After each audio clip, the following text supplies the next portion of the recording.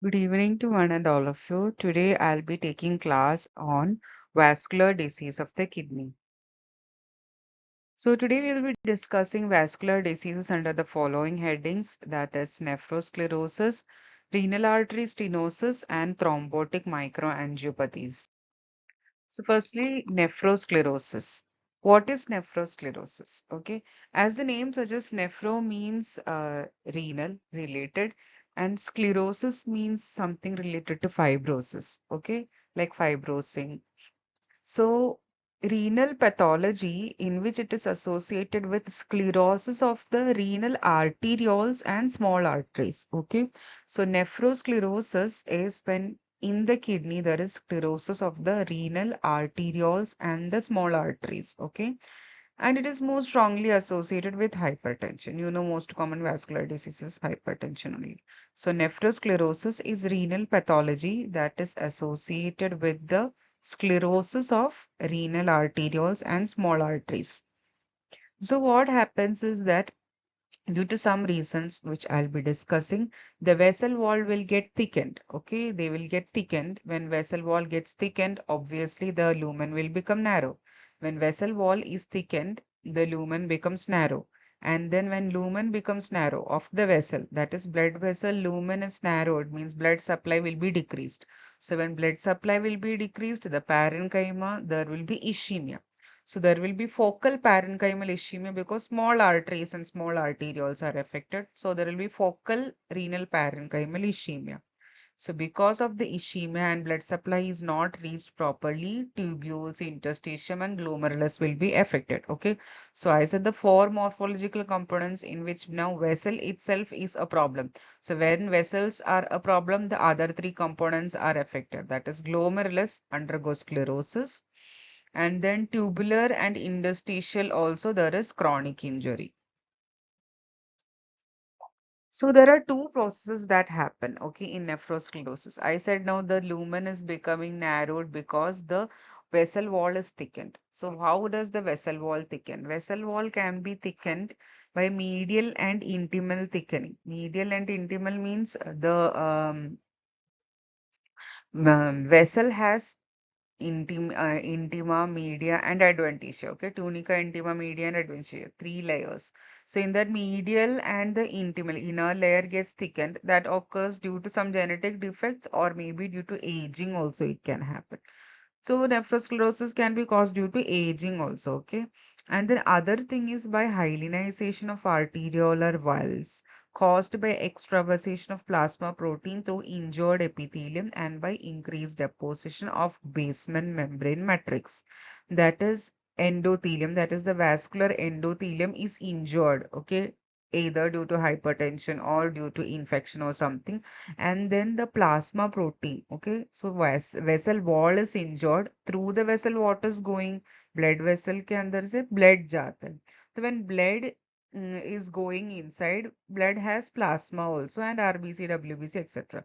So the plasma has proteins. Okay, so when endothelium of the blood vessel is injured, the plasma protein, okay, the protein inside the plasma goes through the defect of the endothelium and in the vessel wall, okay, the plasma protein gets deposited and it will cause hyalinization of the arteriole. Because of this deposition also the vessel wall gets thickened and again the lumen will become narrow. So nephrosclerosis, morphologically you can see that kidney is shrunken, okay. The kidney is contracted or shrunken, especially the cortex part, because the, you know, the artery which is coming here will go like this through the cortex and then it will enter, okay. So the cortex will get shrunken fast, and then because of the shrinking and scarring, the kidney will be reduced in size. Morphologically, if you see when nephrosclerosis occurs, what happens is that the vessel wall gets occluded or lumen gets shortened, so blood supply is decreased. So when blood supply is decreased, what happens? Necrosis occurs. So renal may, when there is small necrosis, it will cause scar formation. So when there is microscopic subcapsular scar below the capsule of the kidney, there is scar. Along with there is renal parenchyma that is alternating. There is normal renal parenchyma, then there is ischemic part. Okay, normal renal parenchyma and the scar tissue. which is because of the ischemia that was caused. So because of this alternating normal parenchyma and this subcapsular scars, you will get a grain leather appearance. As you can see, this is grain leather, as you can see in wallets and bags and all of leather. So this is called a grain leather appearance of kidney, which is seen in benign nephrosclerosis. Okay.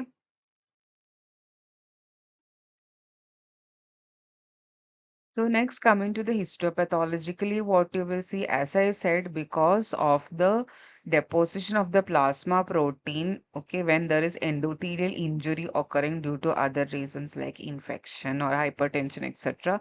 Because of the vessel wall injury, the blood which contains plasma and plasma contains proteins. So these plasma proteins go through the endothelial injury and then they get deposited in the vessel wall. And because of this deposition, there is hyalinization, and this is called hyaline arteriosclerosis. Hyalinization, why it is called hyalinization? It's because hyaline is pink color which appears because in HNE stain. Okay, so this pink color which is appearing in HNE stain is due to the plasma protein deposition. So wherever this pink color is happening, you call there is hyalinization. Okay, there should be a homogeneous pink color deposit. So there is hyalinization of the arterioles, so which is called hyaline arteriosclerosis. Because of this, the lumen get narrowed, so the blood supply gets narrowed. And when blood supply is narrowed, what happens? Ischemia happens. So the things affected are glomerulus, tubules, and interstitium. So what happens in glomerulus? There will be glomerular sclerosis and periglomerular fibrosis. Okay. Whenever there is ischemia to the kidney or blood supply is lost, glomerulus, there is glomerulosclerosis and periglomerular fibrosis, and tubular, it can undergo atrophy, and interstitium fibrosis. Interstitium contains connective tissue. What are the connective tissue in the interstitium? They are collagen, laminin, fibroblast, etc. So when injury happens, the fibroblast proliferates and it will cause fibrosis. Tubular, when there is no blood supply, it will undergo atrophy. Okay, so tubular atrophy, interstitial fibrosis, glomerulosclerosis, and periglomerular fibrosis. Complications of nephrosclerosis, I said most of the kidney diseases, whatever happens, complication one is renal failure. And renal failure, the main symptom is uremia, which has primary and secondary uremic manifestations. Then there are three groups of hypertensive patients that are at risk of renal failure more than the general public. So those are African descent people who are generally have high predisposition for hypertension. Then severe BP elevations means people who have BP spikes fast, means they can shoot out BP at any time, like kind of that is another predisposition. Then, if there is any underlying diseases like diabetes, obesity, and all, which can augment to the hypertensive crisis. Prolonged hypertension, if the patient is having, then there will be chronic renal insufficiency, and that also will cause nephrosclerosis. And then malignant hypertension, I will discuss now. It will cause malignant nephrosclerosis and rapid renal failure for the patient.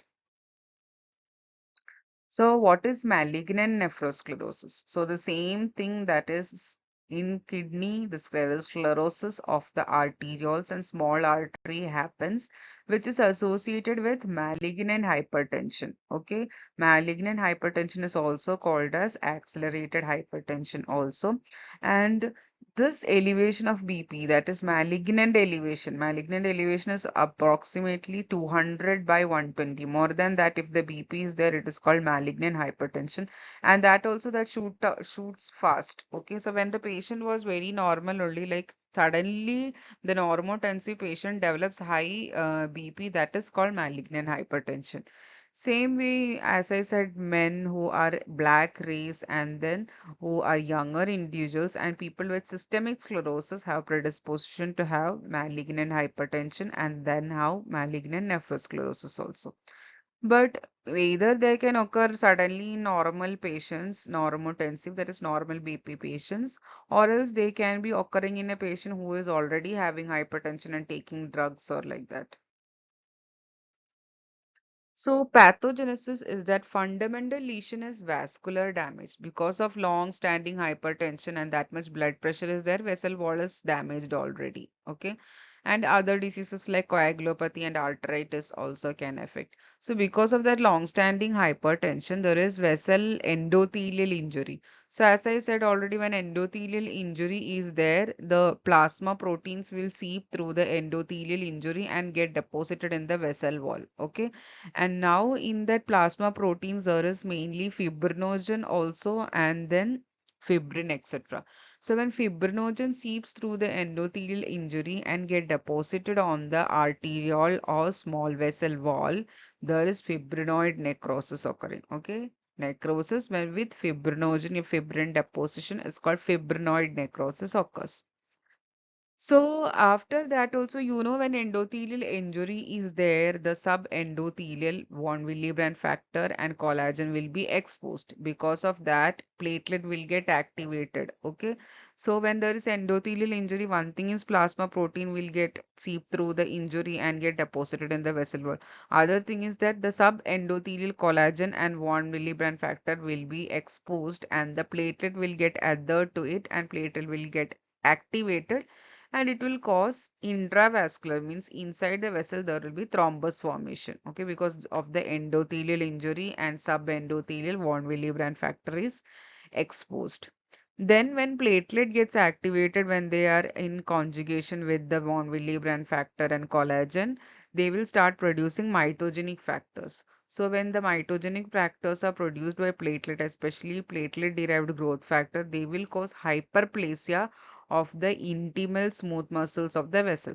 So I said the subendothelial collagen is exposed, platelet will get adherent to it and then platelet will get activated. PDGF is produced and then that PDGF will cause the smooth vessel of the vessel wall to get hyperplastic or divide rapidly. Okay. So when hyperplasia happens, there is hyperplastic arteriosclerosis. And this will again narrow the lumen. So morphologically, you can see here there is a small pinpoint hemorrhage on the cortical surface. Okay, for a malignant hypertensive patient, there will be the small pinpoint hemorrhage occurring because of the rupture of the arterioles and glomerular capillaries.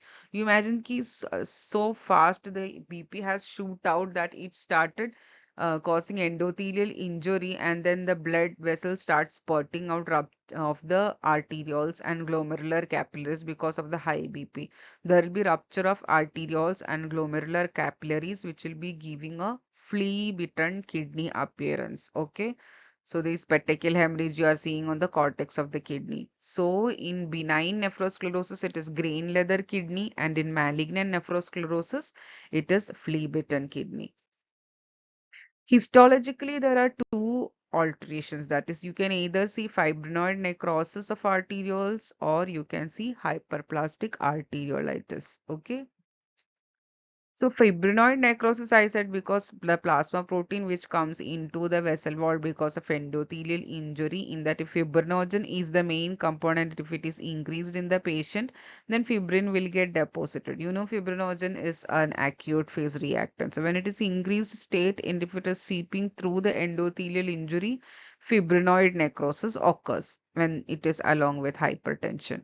And then in hyperplastic arteriolitis, what happens is that I said when endothelial injury occurs, subendothelial collagen gets exposed, platelet is activated, and the platelet will produce PDGF or platelet derived growth factor, which will cause the smooth muscles in the tunica media to proliferate. So it will cause hyperplastic smooth muscle cells and the collagen also will proliferate, and then the hyperplasia of this both collagen and smooth muscle wall in the wall will cause this hyperplastic arteriolitis. Okay, so this hyperplastic arteriolitis is due to the hyperplasia of the smooth muscle of the blood vessel and it will give an onion skin appearance.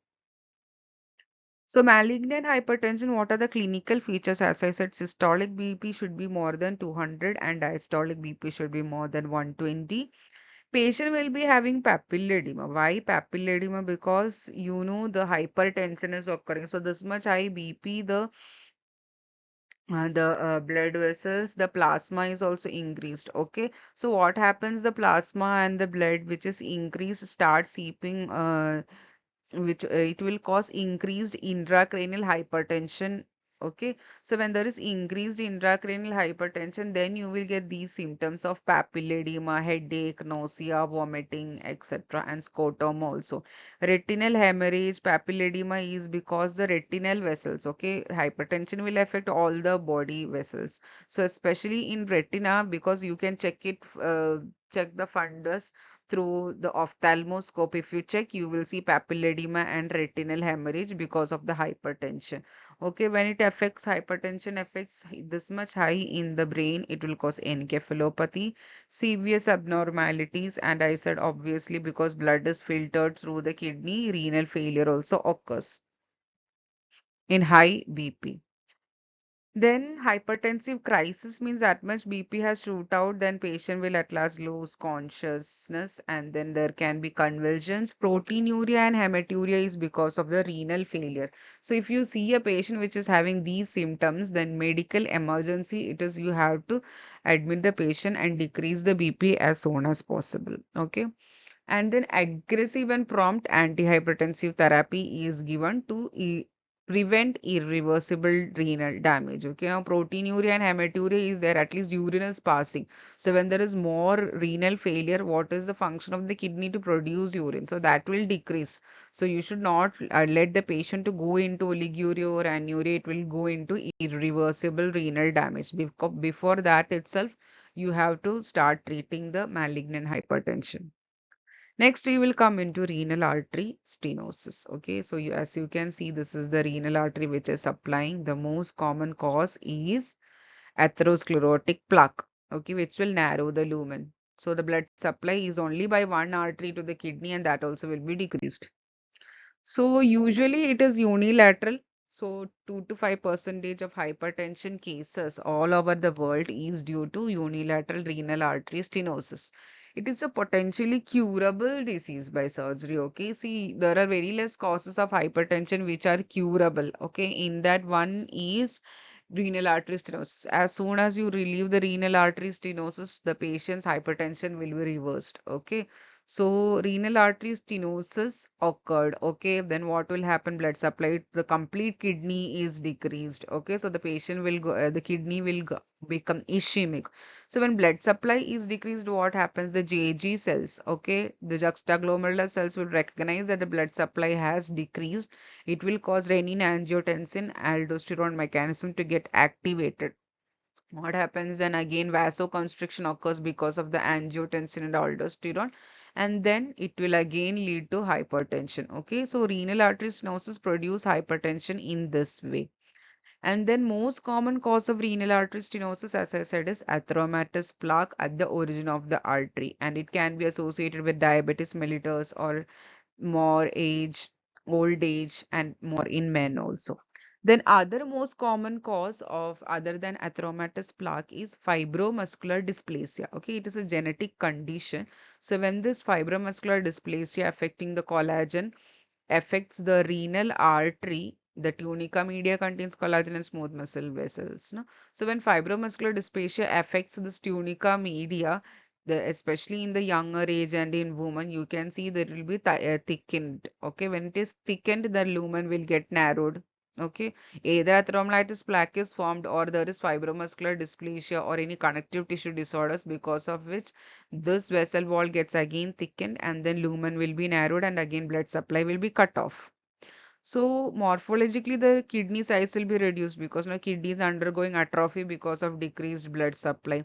So diffuse ischemic atrophy occurs, and as I said, tubules will undergo atrophy, interstitium will undergo fibrosis, and glomerulus can undergo sclerosis. So renal artery stenosis, what are the clinical features? Okay, because of there is atherosclerotic plaque and narrowed artery, you can hear bruit on auscultation of the affected kidney, especially at the renal angle or the costovertebral angle. You auscultate and see, you will get a bruit. Okay, and then there is elevated plasma renin. I said because the blood supply is decreased, JG cells get activated and they will produce more renin. So if the patient's plasma renin you check, it will be increased, and the patient will respond to ACE inhibitors because the pathway itself is like this. Because artery gets stenosed, JG cells are activated, RAAS system, that is RAS system, get activated, and aldosterone and angiotensin is increased. So when angiotensin converting enzyme inhibitor is given, the patient gets relieved. Okay. If you want to do radiology, you have to do IV, pylography, and arteriography. Arteriography is to check whether the artery is narrowed. Okay.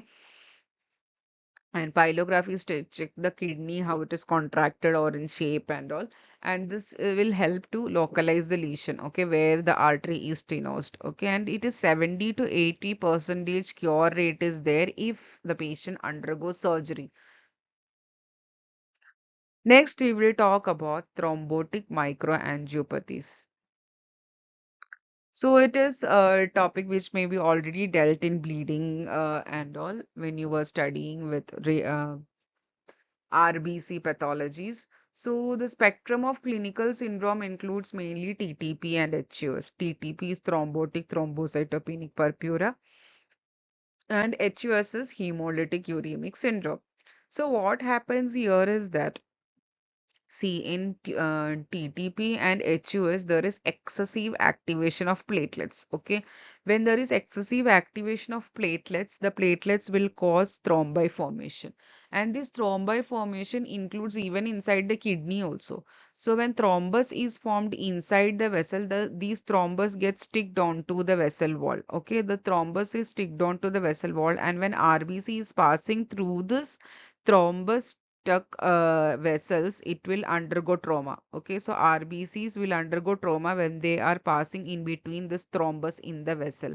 So, and because of this, the RBC which is broken down is called schistocytes, which you see in the peripheral smear. Okay, and these RBC, because they are broken down, what will happen when the RBC wall is broken down? Hemoglobin is released. Okay, hemoglobin is released and it gets converted into bilirubin. Okay, hemoglobin will split into heme and globin, and heme will get converted into bilirubin. Okay, so that is how patient will have jaundice also. So what is this happening? Because RBC gets crashed or broken when they are passing through this thrombus, which is activated by the platelet. Because of that, now hemolysis occurs, that is RBC lysed. Okay, so because RBC is lysed, so much anemia occurs to the patient. Microangiopathic means very small blood vessels. Okay, so in very small blood vessels, this thrombus is formed, and when RBC passes through that, it will get damaged. So that is how hemolysis occur. When so much RBC is damaged, it will lead to anemia. So this is how microangiopathic hemolytic anemia occurs.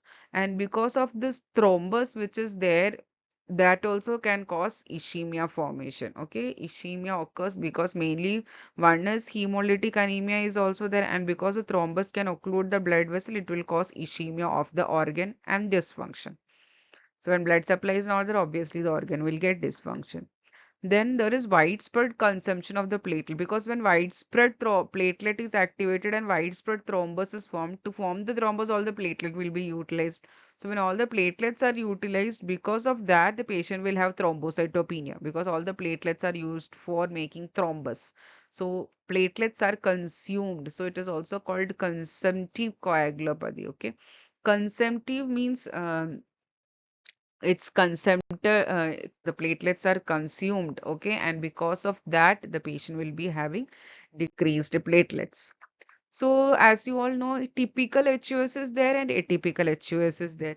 Typical HUS is happening when there is diarrhea due to E. coli strain O157H7, and it is coming from the consumption of the contaminated food. So what happens? This E. coli O157, also called Shiga toxin. Okay, Shiga-like toxin is released by this E. coli. So that Shiga-like toxin will cause endothelial injury. Okay, inside the intestine only.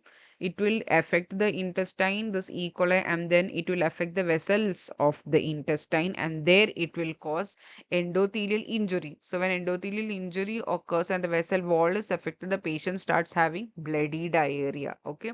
So endothelial injury occurs by E. coli infection. When endothelial injury occurs, as I said, subendothelial collagen will get exposed. So when subendothelial collagen and von Willebrand factor is exposed, the platelet will come and get activated. Okay. And then when it is activated, there will be thrombus formation, and onto this thrombus formation, when RBCs are going, they will get lysed. So in atypical HUS, what happens is that there is no E. coli infection. There is inherited mutation of the complementary system regulating proteins.